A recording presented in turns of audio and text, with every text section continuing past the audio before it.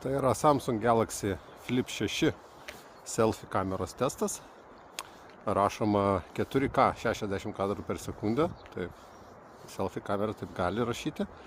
Taip pat galima į savo asmenukę daryti ir iš pagrindinės kameros.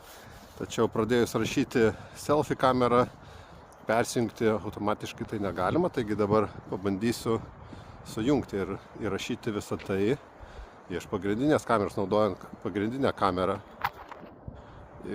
kurios pagalba galima stebėti save mažajame ekranėlyje. Tai yra Samsung Galaxy Flip 6 kameros testas.